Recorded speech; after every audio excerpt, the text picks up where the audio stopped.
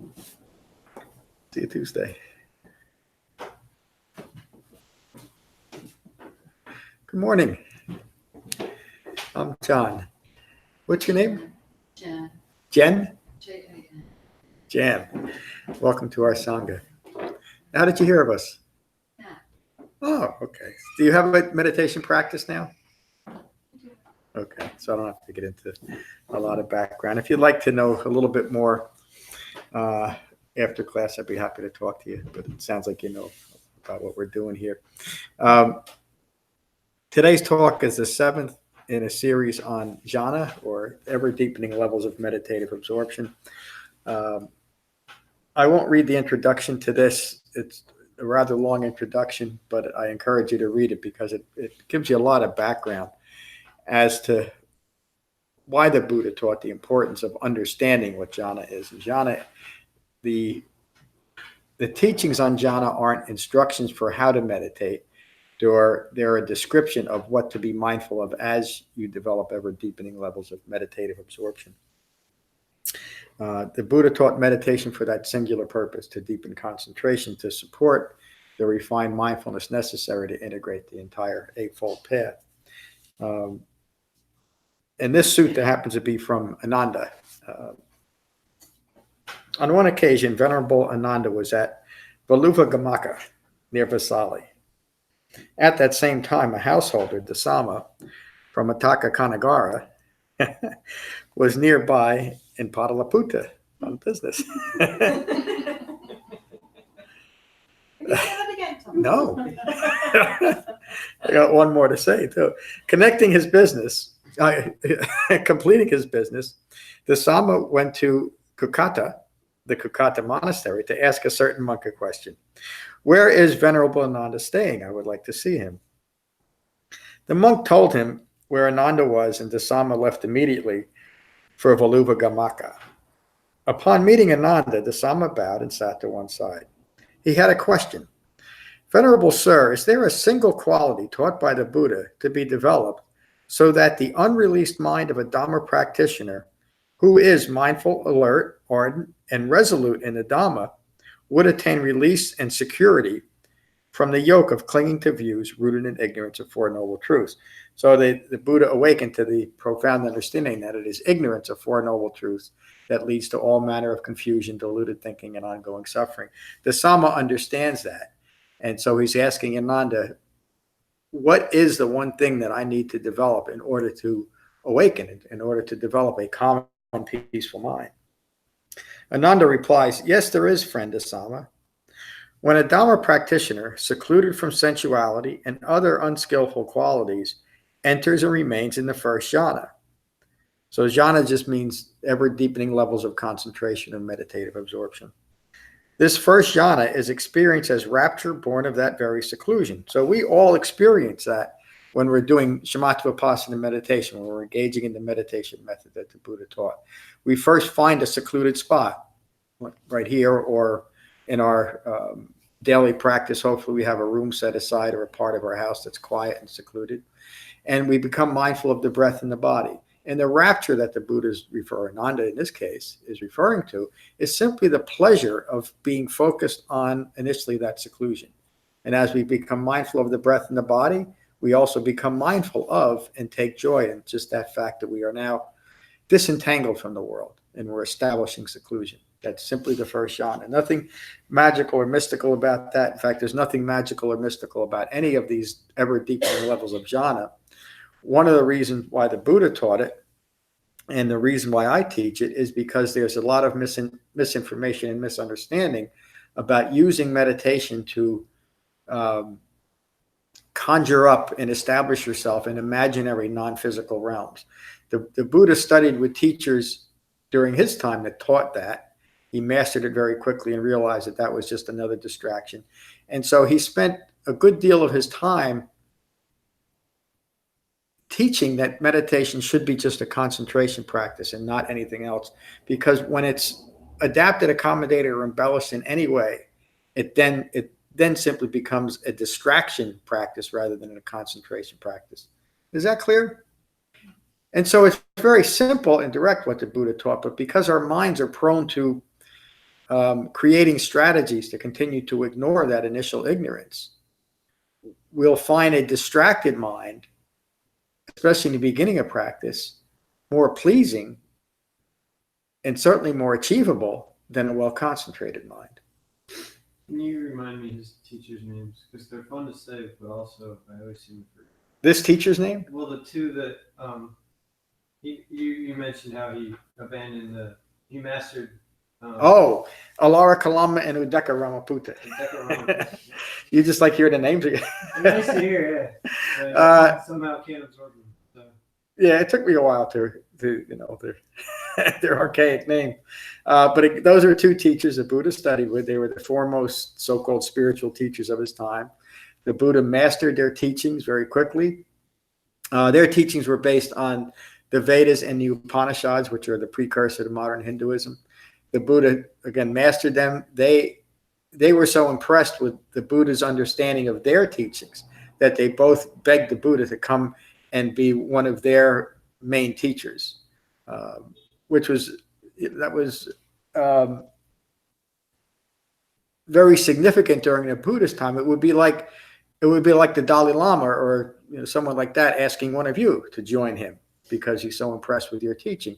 The Buddha realized that all those teachings were simply leading to more distraction, so he abandoned those.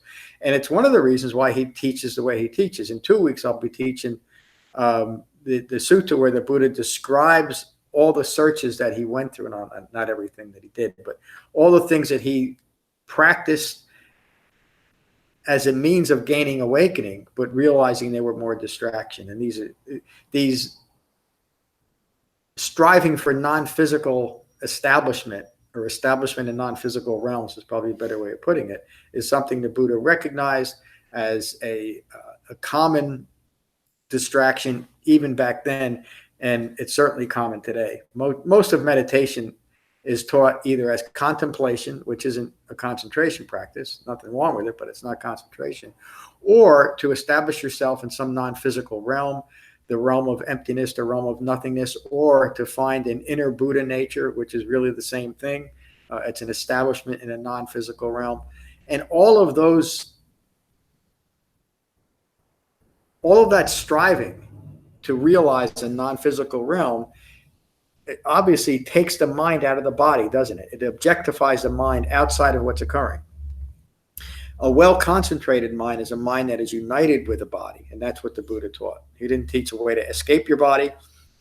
He taught a way of uniting your mind with your body. And the essence of that is concentration. The Buddha taught that the quality of an awakened human being's mind is calm, and a well-concentrated mind is calm. You think about that. Many people come to meditation because they say that they just can't quiet their mind. They need to find a method to do that. Well, a mind that can't be quieted is a mind that is constantly distracted. So the antidote is a well-concentrated mind, a mind that has that focus of being mindful only of what's occurring is a mind that's at peace, no matter what's occurring around it. Let me continue this. The first jhana is experienced as rapture born of that very seclusion. It is accompanied by directed thought and evaluation. Directed thought and evaluation is the necessary thought that gets us to meditation. In other words, this is what I do. I recognize that thoughts are arising and falling away, and I come back to the sensation of breathing. That's directed thought. It's necessary. There's not something wrong with it. It's how we begin a meditation practice. And the evaluation part of that in the first jhana is simply putting a value on how I feel or what I'm thinking. I like what I'm feeling, or I don't like it, or you remember an argument and you value that, or you value the object of that person is so-and-so, or you start evaluating your practice itself. I'm not doing this right, or it's too long, or I'm bored, or I can't do it. Those are all parts of evaluation that are part of the first jhana.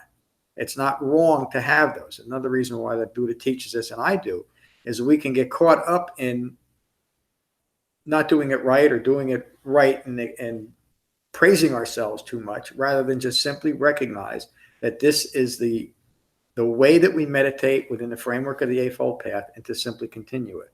So in the beginning of meditation, there's going to be directed thought and evaluation in the first jhana. Despite the pleasure of this first jhana, they understand this first jhana is fabricated, impermanent, and subject to cessation. As they continue meditation, they enter and remain in the second jhana. That understanding in the first jhana that this isn't it yet, that this isn't the deepest level of concentration, is what Ananda is describing, and the Buddha does too in his descriptions of jhana. It's simply a recognition that there's more to go. Next week's sutta is on the Anupada Sutta, where the Buddha uses Sariputta as an example, and he uses Sariputta's example in just the same way. He entered and remained is the word, entered and remained in the first jhana, but yet he understood that there's a deeper level of concentration. So in our meditation, we'll recognize the same thing, that this is a pleasant place. This established seclusion is pleasant. It's still accompanied by directed thought and evaluation. There's deeper levels of meditation. One of the reasons why the Buddha teaches this is we can get that initial pleasure from seclusion, and the way a human mind works at that level, especially, is we can cling to that and not understand that there's more to go. And if we start clinging to these levels of jhana, we'll quickly be distracted to finding ourselves in non-physical realms. Anyway, it's just a natural occurrence. Free of directed thought and evaluate. I missed a line. The second jhana is experienced as rapture and pleasure born of concentration. So again, we establish seclusion, and there's some pleasure in that. There should be. And as we continue our meditation practice, our concentration increases, and we recognize that my concentration is increasing. And I take pleasure in that. We should take pleasure in it. And it's not a grasping type of pleasure. It's just, and as a Buddha will describe, and as I'll describe in the next jhana, it's simply a recognition of the pleasant abiding of a well-concentrated mind. And remember, this is something we're doing for ourselves. It's not something being imposed on us. It's not by grace that we're developing a well-concentrated mind. It's through our own efforts. And we should take pleasure in that, shouldn't we? We're in every respect, we're finally gaining control of our thinking. The Buddha teaches in the Atthakanagara Sutta and many other suttas that ultimately we gain the ability to think what we want to think when we want to think it. Think about that. Isn't that remarkable? And think about how many times that we've reacted in ways that, at least in thought, we weren't very happy with. And usually that thought drives an action that we're not very happy with. We gain the ability to think what we want to think when we want to think it. That's the essence of a well-concentrated mind. Free of the second jhana is experienced as rapture and pleasure born of concentration. Free of directed thought and evaluation, the joy of concentration permeates their entire mind and body. So that directed thought and evaluation has simply fallen away. In the sutta we talked about last Tuesday, there's a stilling of directed thought, and then finally a calming in the deepest level of that. So directed thought now has fallen away, evaluation has fallen away, and I'm simply in that well-concentrated state. Excuse me.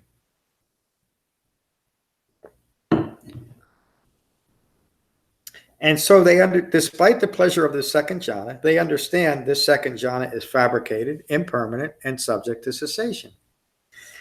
Continuing meditation, they enter and remain in the third jhana, which is equanimous and mindful, a pleasant abiding. Every one of us has had that experience in meditation, haven't we?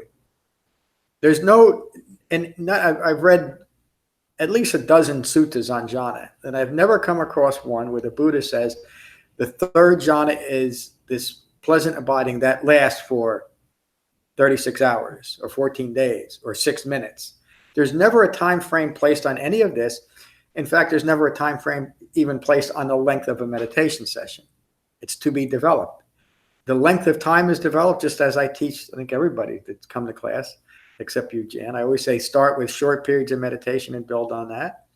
And these ever deepening levels of jhana are just the same way. They will last longer and be more profound and visceral, but they're part of nearly every meditation session that we have. In other words, there's nothing There's nothing extraordinary about these different levels of jhana, except the meditation method itself is extraordinary, isn't it? And what it delivers. Continuing meditation, they enter remain in the third jhana, which is equanimous and mindful, a pleasant abiding. With the fading of rapture, this pleasant abiding permeates the entire mind and body. The fading of rapture. So we're no longer, in some of the descriptions of jhana, the Buddha might say here, we are sensitive to pleasure, but it's not a clinging to sensuality type of pleasure. We're simply sensitive that this is a pleasant abiding. There's no directed thought about it. There's no evaluation about it. It's just pleasant. It's a pleasant abiding. That's the third jhana. Despite the pleasure of this third jhana, they understand this third jhana is fabricated, impermanent, and subject to cessation. Continuing meditation, they enter and remain in the fourth jhana, which is pure equanimity and mindful. Being pure, neither pleasure nor pain is seen. They sit permeated in mind and body, permeated with pure, bright awareness. So what's the difference between the third jhana and the fourth jhana? It's simply a deeper level of that concentration. And you could say that it's experienced at a more visceral and understandable level. You know that this is a pleasant abiding. But if you cling to it and insist that it stay there, you're going to lose it, because you'll be agitated, because at some point your mind will change. All things are impermanent, including that pleasant abiding, until we reach the goal of a fully awakened human being, and then our minds rest in that equanimity. That's how the Buddha described an awakened human being, as calm and peaceful, their mind resting in equanimity. The meditation method that he taught teaches us how to have that experience directly. Do you see where I'm going with this? There's nothing magical or mystical about even awakening. And we understand it because the meditation method that we use directs us directly to have that experience. Clear? And so another reason why it's so important to recognize these ever deepening levels of meditation, of jhana, is so that off our cushion, and almost everybody that's come to class has said this in one way or another, off our cushion, we find ourselves more at peace and more calm, more well concentrated than we ever were before. The more we recognize it during our meditation, the more we're able to take it off our cushion and bring it into our mundane life, which is really the point of meditation. This is the depiction of the Buddha. That's a depiction of an awakened human being, but he spent most of his life off his cushion like we do. But he took it with him. That's the whole point. It's not to meditate ourselves into awakening. It's to meditate ourselves into a well-concentrated state, so that off our cushions, that well-concentrated state, that well-concentrated mind can now be in the world without being entangled in the world. Isn't that remarkable? And it starts with the recognition that meditation is actually deepening our concentration. That's one. So you could say that meditation is the time to come into yourself or back to yourself. Yeah. Or so I'm finding that my meditation sessions started out by observing that my mind has gone on a thought, come back to your breath, one thing else. So I was trying not to get caught up in my thoughts in that way, but I'm finding that our meditation sessions are increasingly about just coming back to what I am. It's just this body breathing. That's it. There's nothing Yeah. more to me than this body sitting there breathing. What else is there during And you meditation? just come back to that. That's just what I am. I'm not anything else. In that moment, yes. Yeah. Yeah, well, that's beautiful. Thank you. That's a mind united in its body. Yeah. That's the whole point of meditation. It's a well concentrated mind. There's nothing else going on. And when you think about, That's all there's I nothing am. else going on, is there? But that's Or there all shouldn't I am. be. That's all I am. In that moment, yes. No, well, how can it be just in that moment? Because Because everything else, all my other thoughts are fabrications. All my other thoughts about life really are fabrications. yes, what I'm saying about in that moment is that you are now, the essence of mindfulness is to be, mindfulness means to recollect or to hold in mind. It also means to be well concentrated and be fully engaged with what's occurring in the moment. No past, no future. Right. And that's not a magical game. A mind united in its body is always living in the present moment as the present moment unfolds. And I should qualify that because even the present moment has taken on this magical type of worship. If we become fixated on the present moment, we've lost our minds. But a well-concentrated mind is simply present with life as life unfolds, moment by moment. And in that moment, if you're meditating correctly and you're deepening your concentration, that's all there is. It's just your breath in your body. Right. Now, off our cushion, we take that well-concentrated mind into the world without being entangled into the world.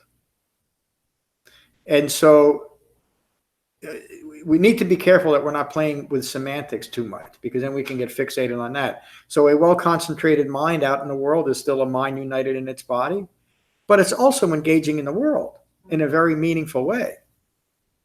So it's the attachments that we make in our lives that's the problem. It's not I maybe didn't express myself very clearly when I said all my other thoughts are fabrications. That's not true, because you have to, go about your life and do your things and all that sort of stuff. That's okay. That kind of thinking is okay. It's really all the attachments that we make to what we do, to what we see, to what we taste, to what we, everything that we, through our five physical senses and all that. Yeah. That's the problem. Attachments that we make to things. Yes. And why do we make attachments to things? To try and substantiate who we think we are. From self-identification, self-referential views. Those self-referential views are rooted in ignorance of Four Noble Truths. And the Buddha teaches that we develop an eightfold path to gain an understanding of just what you talked about, the impermanence of all things, the not self-characteristic, which simply means the views that I'm holding of myself are rooted in ignorance of Four Noble Truths. They don't constitute a self in reality. They're not a self. That's what anatta means. And because of a misunderstanding of the environment that we live in, including this body, everything is impermanent, and an ignorance of the true nature of human life, I create suffering, dukkha, the three marks of existence. As we develop the essence of a self-referential mind, or a mind that is constantly prone to self-identification, is another way of saying conditioned mind or a distracted mind. A well-concentrated mind is not rooted in that ignorance, prone to self-identification with everything. And another way of saying that is clinging towards everything, to everything. And so you said it a couple of years ago too, very beautifully. It's like our thoughts are down here and our breath is up here. So an awakened human being, let me say it another way, there's a great misunderstanding about meditation that you meditate so you can create a trance-like state where there's no thought. Well, there's no value in that. That's the ultimate escape, isn't it? The purpose of meditation is to be well concentrated and in complete control of our thoughts. So a human being who is alive, I don't know about a human being's dead. I haven't been there yet, or I can't remember it. An alive human being has thoughts flowing, just like an alive human being has a heart pumping blood through their system. We're conscious beings. Thoughts flow. The purpose of the Dhamma, the purpose of meditation, is to not be distracted by our thoughts. Just like we couldn't function in the world if we kept thinking about making our heart beat every moment. That would be all we're doing. But we do that with our thoughts. We get so enamored with our thoughts that we're constantly distracted by a mind that is either stuck in the past or projecting into the future. We miss what's occurring. That's a mind that is not united with its body. A well-concentrated mind is united right here. And the only way to do that is to be free of clinging to fabricated thoughts. Right. So you said that don't get caught up in your thoughts. You could also say don't get I forgot the word. I forgot the word that I was just thinking about. Attached. Don't get attached to your thoughts. Yeah. It's exactly the same thing. It's exactly the It's same thing. that attachment that is incorrect thinking. Yeah. Well, ultimately, Even though you're still thinking about it, but don't get attached to it. yes, and another way of saying that is don't have your thoughts be self-referenced. Yeah. In other words, the culmination of the path is recognizing that all this time I've been attached to my thoughts. And it's because we're attached to our thoughts, and those thoughts are then attached to objects, that we're entangled in the world. But ultimately, it's simply realizing that I'm using my thoughts as a feedback. In the Nagara Sutta, the Buddha talks about being stuck in this feedback loop of self-referential thoughts, stuck in ignorance. And how do you get out of it when you're stuck in that loop of everything being self-referenced? You need a way to concentrate your mind and a framework, the Eightfold Path, to recognize that. So when we recognize the profound power of Shamatha-Vipassana meditation, and the reason why it's the only meditation the Buddha ever taught, is every time we recognize that we're caught up in our thoughts and come back to the sensation of breathing, we're interrupting the ignorance that would have us continue to be clinging to those thoughts, attached to those thoughts. And it's in that direct way that we break that connection. Now, because of conditioned thinking, the next thought we'll have is likely going to be the same type of clinging thought. So we come back to the sensation of breathing. And as we keep doing that, our concentration increases and we develop these ever deepening levels, of Jhana. Is that clear? Yeah. Great questions. Thank you, John. Thank you for the question. Judy. In this sutta, as far as you've gotten with the levels of concentration, isn't there also, you think of it as like on your cushion as well as off of it, with thoughts coming and going, a level of acceptance of whatever is going on your cushion, like kind of like in life, whatever's happening, it's okay. I mean, it is what it is. And there's a level, not a level, but a sense of accepting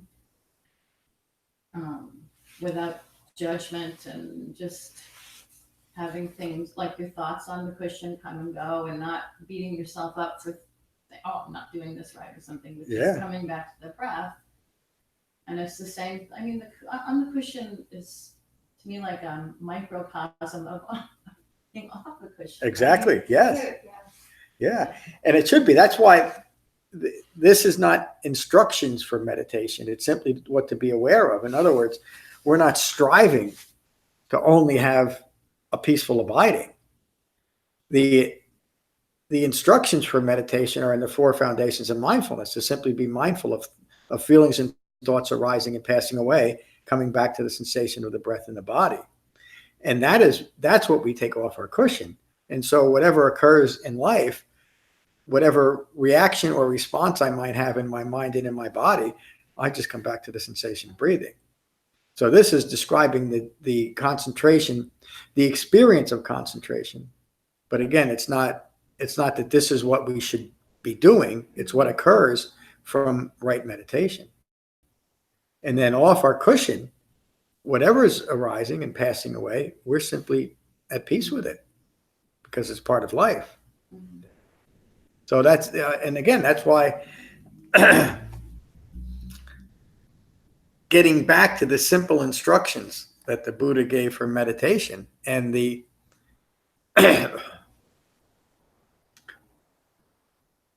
the mundane application of it, meaning that we're not doing anything special except calming our minds and off our cushion, just like you described. Because we've developed it on our cushion, we can now take it off our cushion. So, really good point. Thank you. Sorry. Good to See you. you. Say hello to Andrew. I will. And Yeah. he says hello. Okay.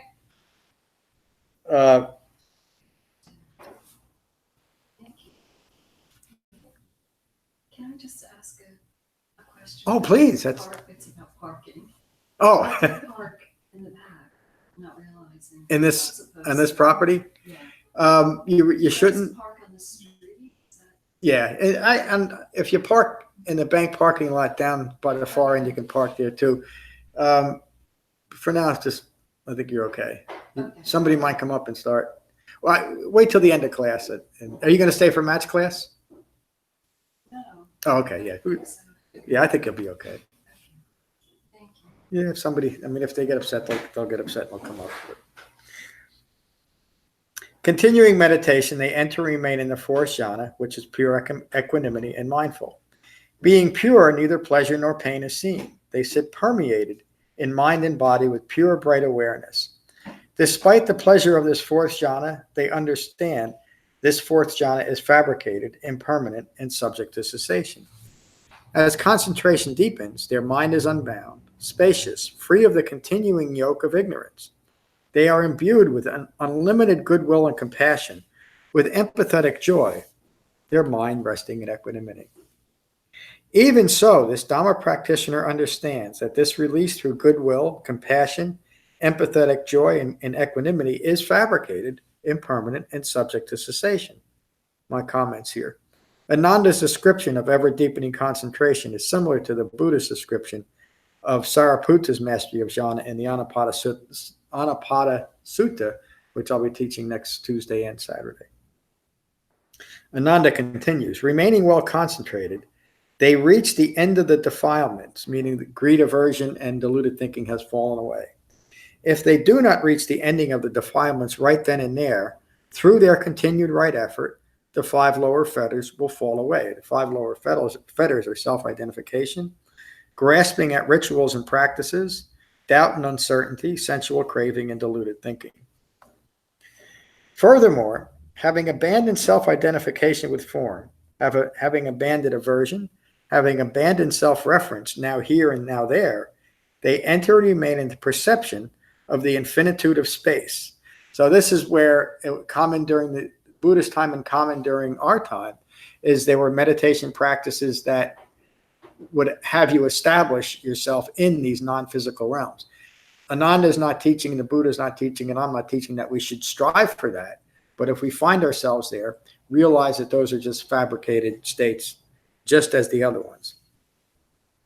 The perception of the infinitude of space, then the dimension of infinite consciousness, then the dimension of infinite nothingness, and then too the dimension of neither perception nor non-perception.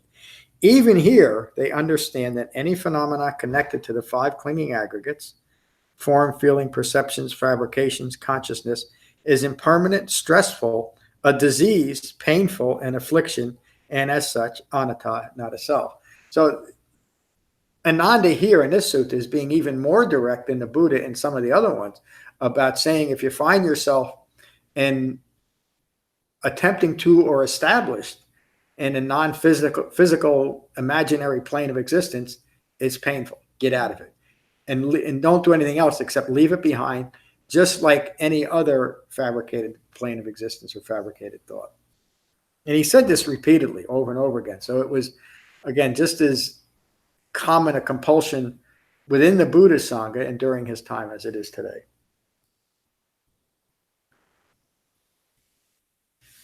Ananda continues, they disregard these phenomena and incline their mind to the cessation of ignorance. Nothing remains to provoke the becoming of further ignorance and the birth of continued suffering.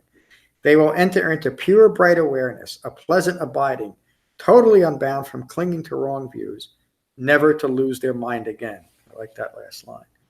This, my friend, is the single quality taught by the Buddha to be developed so that the unreleased mind of a Dhamma practitioner who is mindful, ardent, alert, and resolute in the Dhamma would attain release and security from the yoke of clinging to views rooted in ignorance of Four Noble Truths. Upon hearing these words, Dasama remarked, Venerable Ananda, it is as if a Dhamma practitioner were seeking a single opening unto treasure, and all at once realized,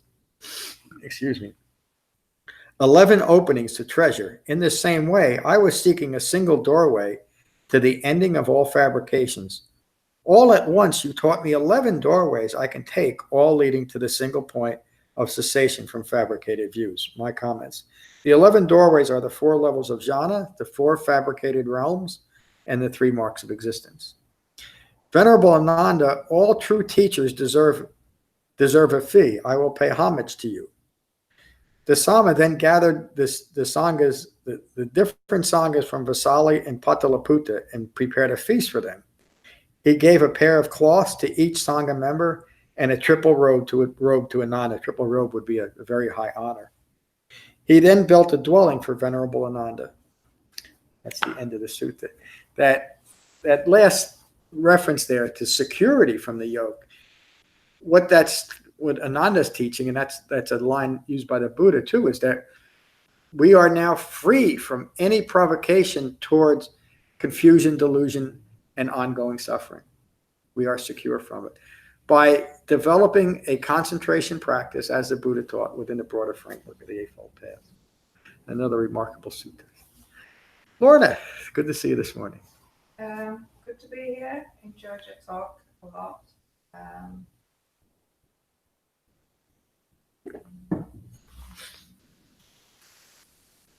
I seem to be getting a lot out of looking at these jhanas in my own practice. I can't directly identify why.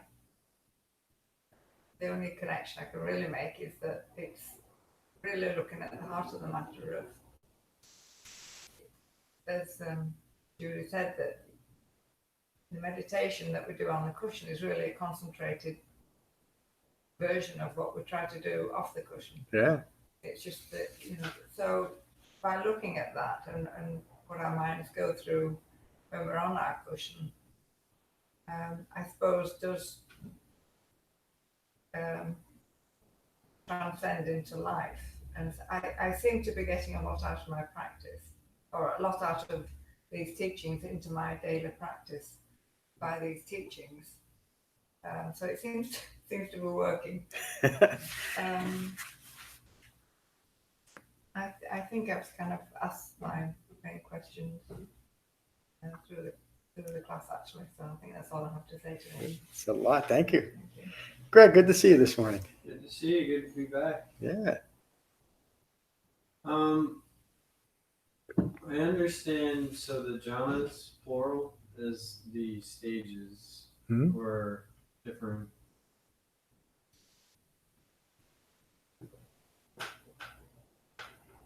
Yeah. When you use jhana singularly, sometimes interchangeably with concentration, or would it be? Is it always? Sometimes it's used singularly, and it throws me off a little bit because it seems to be not any different than samadhi would be, or and I was just a little confused by the singular one.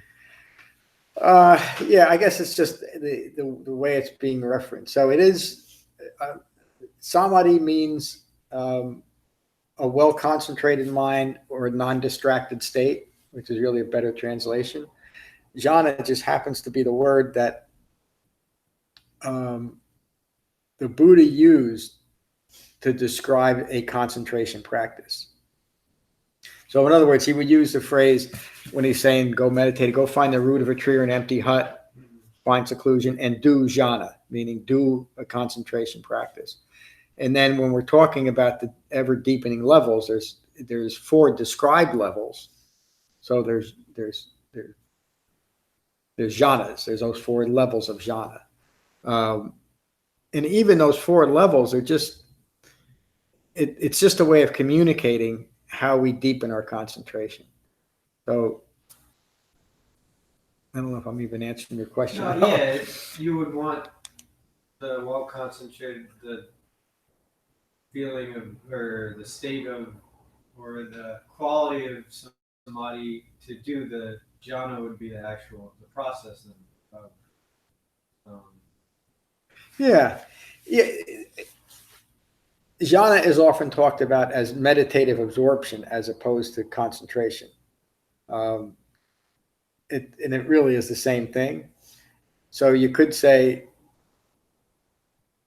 go find a root of a tree or an empty hut and go and do concentration. And that there's 4 different levels of concentration that you should be mindful of. When you're talking about it just in a singular reference, there's jhanas, meaning the different levels. When you're referring to it as what you're doing, you're going to do jhana, which simply means we're trying to use a Pali word. Pali is not a language that translates very well to English anyway. Mm-hmm. It's more of an object-oriented language.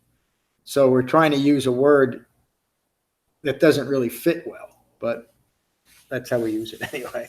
So I hope that helps you. Yeah, definitely. Yeah, and the whole point of all this is to remind us, and as the Buddha teaches, that we meditate to deepen concentration and not for anything else.